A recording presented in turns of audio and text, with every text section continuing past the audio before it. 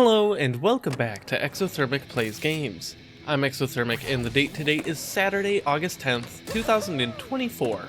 I've been doing a countdown of my favorite video games of all time through each day of the year, and coming in at number 144 is Tony Hawk's Pro Skater 2.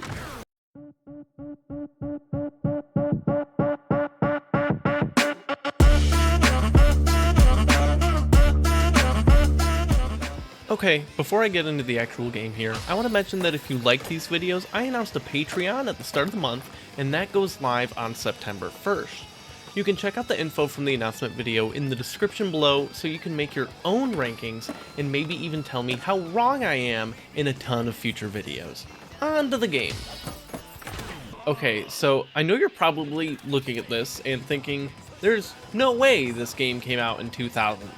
That's because I'm playing the remake, Tony Hawk's Pro Skater 1+2, which came out in 2020. It's pretty, and there's some bonus features and online play, all sorts of other little improvements, but the core game is all still there, and if my memory serves correctly, the controls feel exactly the same. It's great, and if you liked these games back in the day, you should absolutely get it. SteamDB.info shows a lowest recorded price of $16 American, so maybe during the next big sale, pick it up.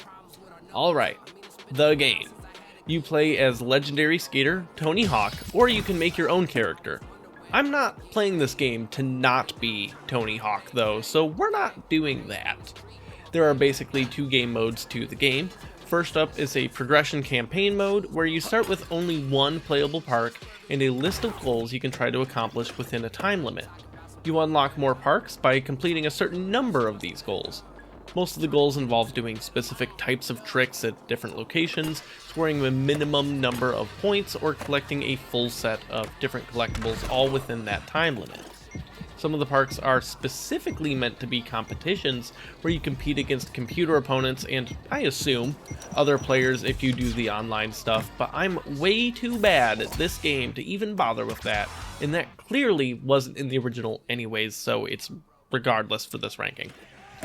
While this is all good fun, and it can be interesting to have set things you want to do, I never worried too much about them.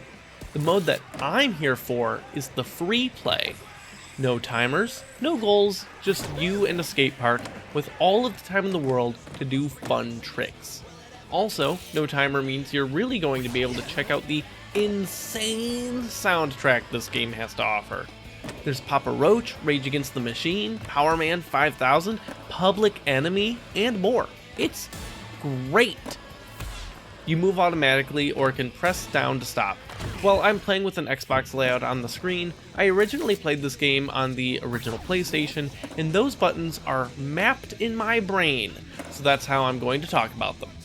Holding down and releasing X will allow you to do an ollie, which is basically a jump. Anytime you're in the air, you can press a directional button and square to flip the board around in a variety of ways. While also in the air, you can press circle along with directional buttons to do board grabs, and if you ollie near an edge of something, and then press triangle, you can grind rails and ledges and even walls. For most of this, you'll have to keep balance though, pressing left and right to keep from going off the meter.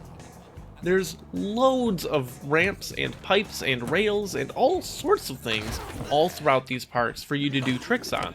I'm not going to get into all of the little details here, but you can string together all of those tricks I mentioned to make even bigger tricks, especially when you get some real air. If you stick your landing, you'll gain points and build a combo meter.